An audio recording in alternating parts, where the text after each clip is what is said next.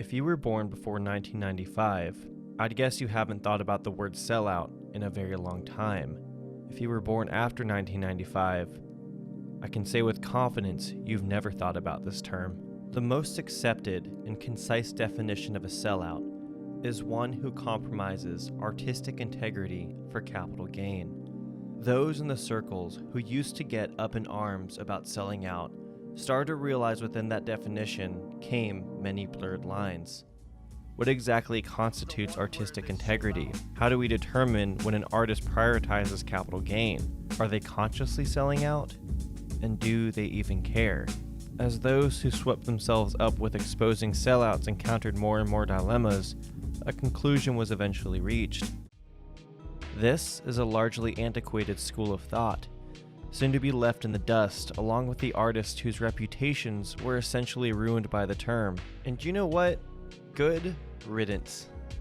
Even if we were to believe that some of our favorite artists sold out, we should have embraced their decisions with open arms and not be so hostile when it came to the product after the perceived leap into the realm of seeking fame and fortune.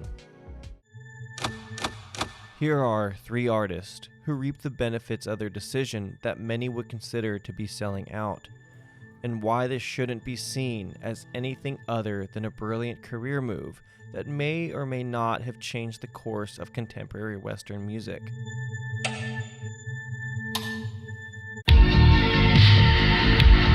One of the biggest misconceptions about selling out is that it significantly reduces the quality of your product, as if your abilities as a songwriter vanish after signing to a major label or licensing your song for a car commercial.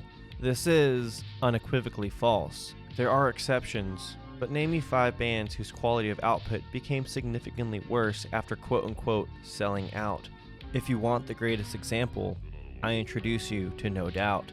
No Doubt was a ska punk band from Anaheim, California, who formed in 1986. They started when Eric Stefani and John Spence, who bonded over their love of ska bands such as Madness, decided to form a 2-step ska band of their own.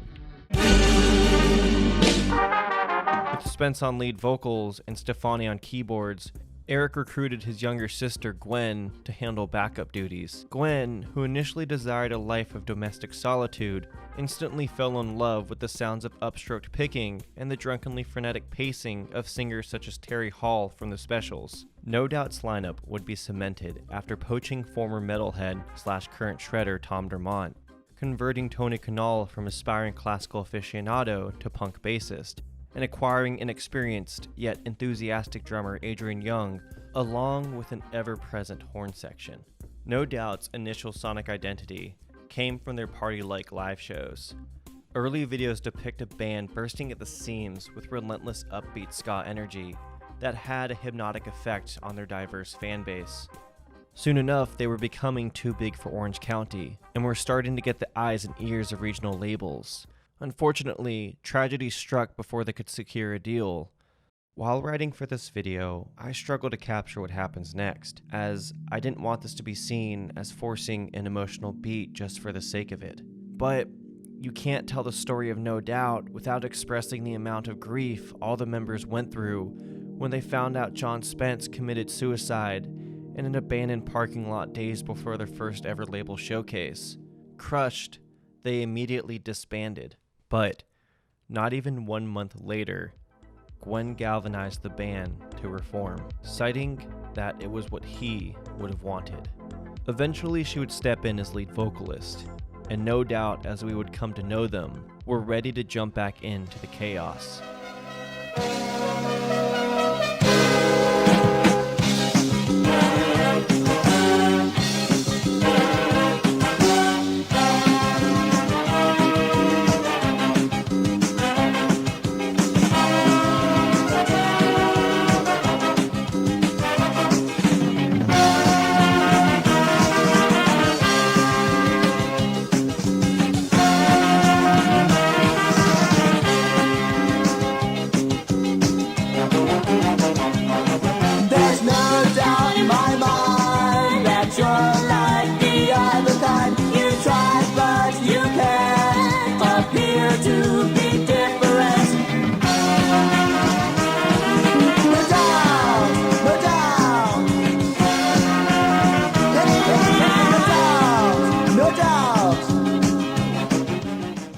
Eventually, their feverish live shows would catch the attention of Vice President for Interscope Records, Tony Ferguson. 3 years after it all seemed over, No Doubt had their first record deal. Hoping their ubiquitous live energy would translate in a studio setting, No Doubt released their eponymous debut in 1992. It flopped.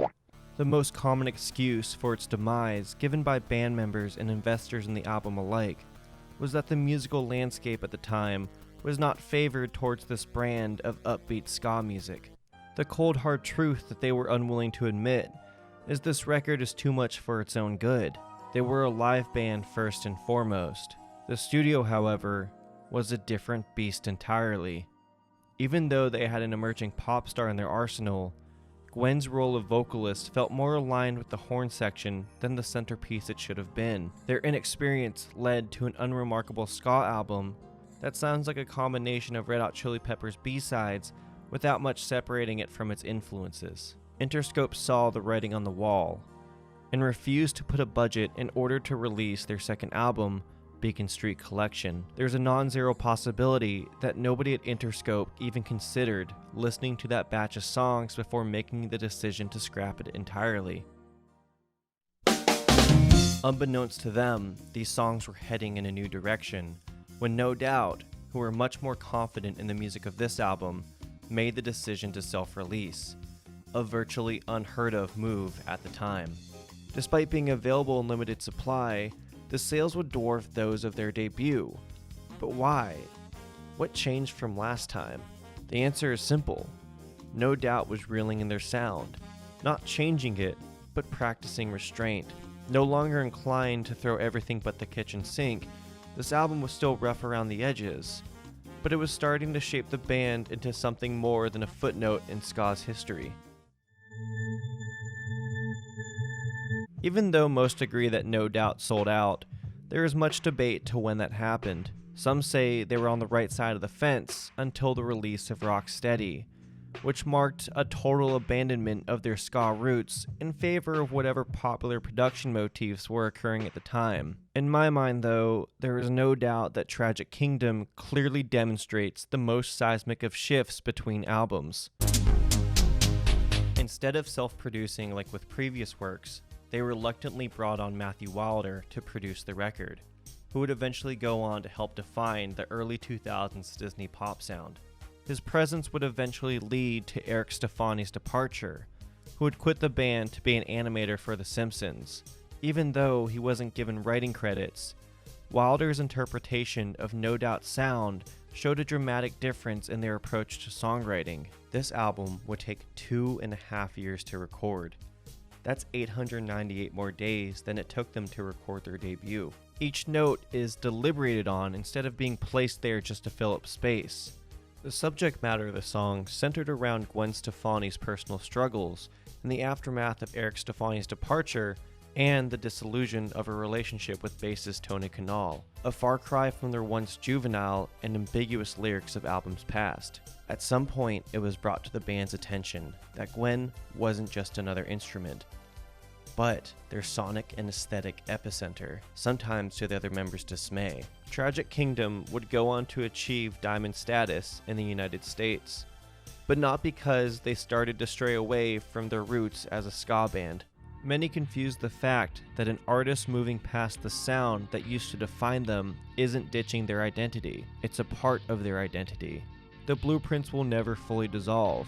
This isn't some sort of historical revisionism to erase what was early No Doubt. However, the wayward ska sound that marked their early demos and previous albums weren't going to net them any significant legacy, even in the circles they initially thrived in. The band publicly acknowledged this. At some point, an epiphany was made, and their subsequent releases, Return of Saturn and Rocksteady, held true to the shift in beliefs.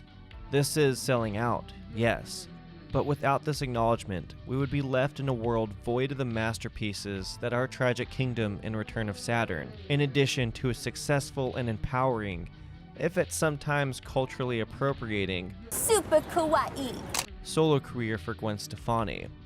Music that further carved women's roles in the realm of fashionable versions of underground music. Without this switch, who knows how long No Doubt would have lasted for. Which brings us to another point we on the other side tend to forget.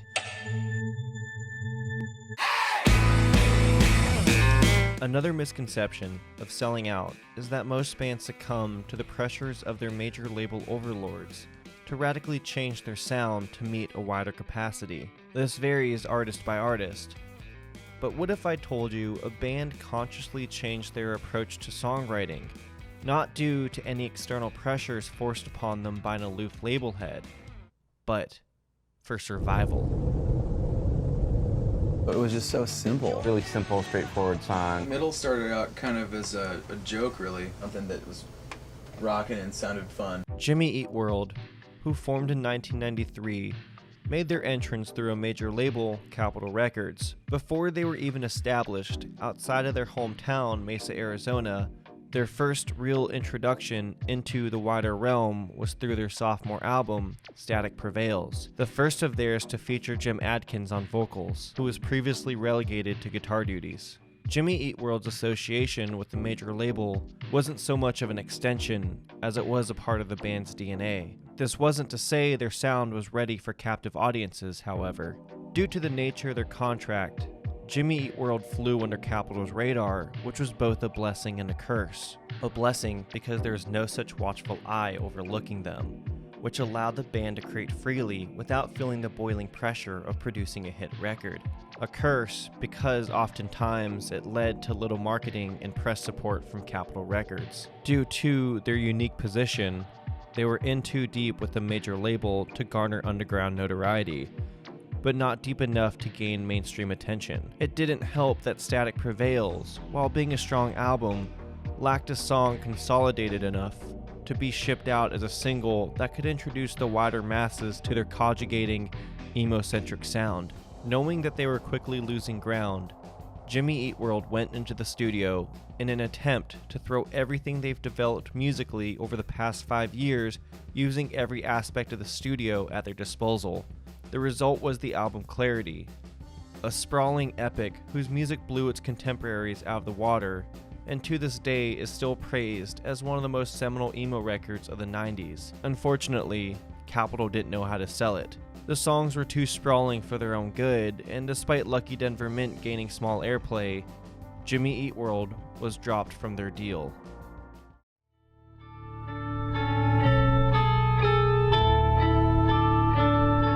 This was it. The dreams of rock stardom weren't just fading, they were gone.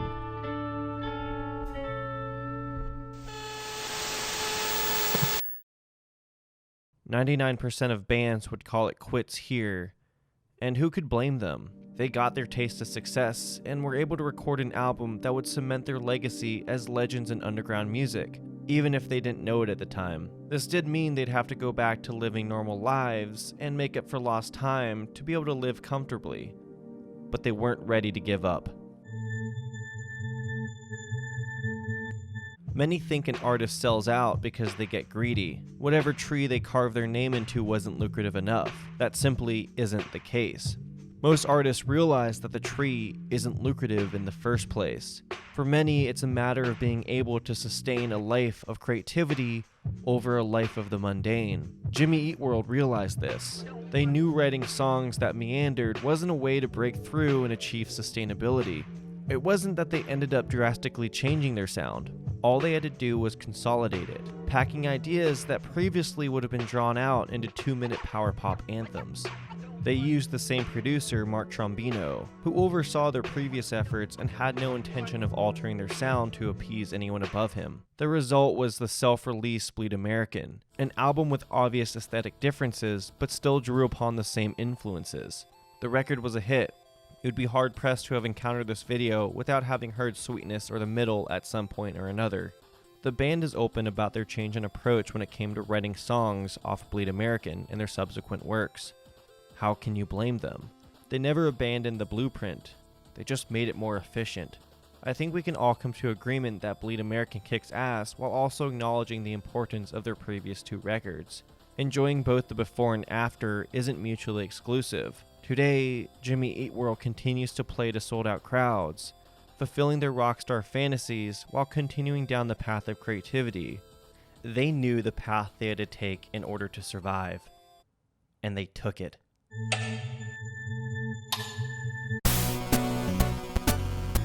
Selling out is all about perspective.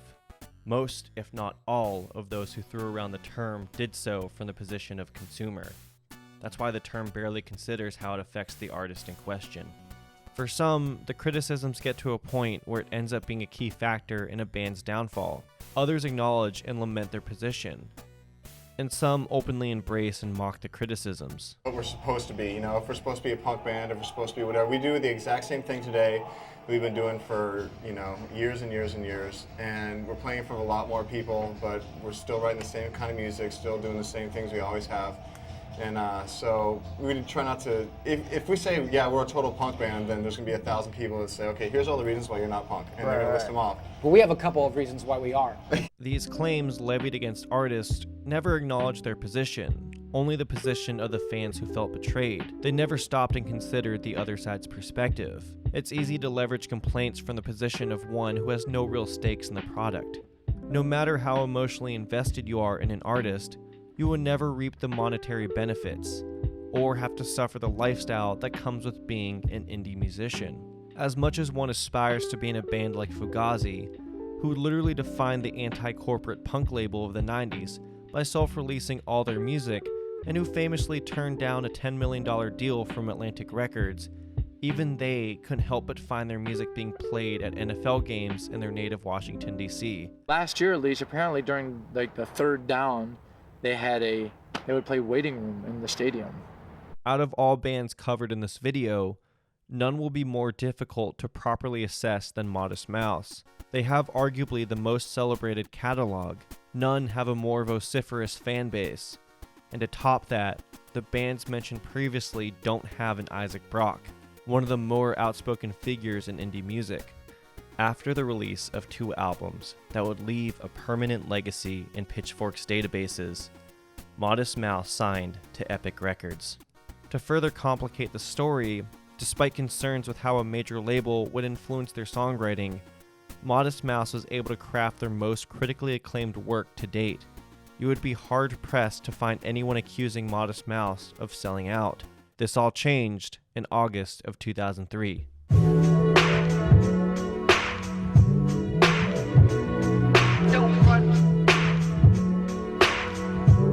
Once thought to be the harbinger of anti-consumerist ideals, the entire Modest Mouse fanbase became appalled at the fact that Isaac Brock would sacrifice his music to the corporate overlords at Nissan. Not only that, but the licensing of Modest Mouse's music for a car commercial helped move the trend of corporations using cheaper, high-quality indie songs to sell their products. Unofficially dubbed as the Subaru single, this trend would end up permeating in indie circles and is oftentimes cited as a major turning point in how indie bands structured their music and chased success. Knowing a new path could be forged, they could somehow write a commercial jingle disguised with an indie aesthetic. With all that being said, how did Isaac Brock react to his now hostile fan base? By not giving a damn. His reaction was what every musician who had to hear the same criticisms from years past wished they could have said. In the end, it's their decision and their decision alone. Isaac felt that he had a gift as a songwriter and worked tirelessly to hone his craft. Who were we to judge him for wanting to use this gift for capital gain? We have, unfortunately, created a system that is hostile towards creatives. Most end up either living in squalor or having to relinquish their hopes in order to live comfortably. Modest Mouse would continue to see the fruits of their labor when singles Float On and Ocean Breathe Salty further shined a spotlight on their music. What Modest Mouse proves is that nothing you say will have any influence on what artists decide to do with their music. But you know what doesn't suck? Ooh. It's not easy for us as consumers to feel less empowered over a product that gives us so much emotional reprieve. Out of all consumable media, music has the most profound psychological impact on us. That's why it's easy to react with such vigor when discovering an artist whose music had a deep effect on you jump the boat in order to seek greater riches. The biggest flaw in logic for calling someone a sellout is the assumption that they are betraying you. As we have seen, this couldn't be further from the truth. What Isaac Brock shows us is that criticism ultimately goes mute. The world will continue to grow around you. As the methods in which we receive information changes, so too do we, and so too do the artists we love. We all do things to better ourselves, whether that is going back to school, learning a new skill, or making a conscious attempt to be more social. A lot of the time we change things about ourselves that previously seemed integral to who we were. Just because their lives are put under a spotlight doesn't mean we should hold artists to staying the same way forever, even if it means becoming a sellout.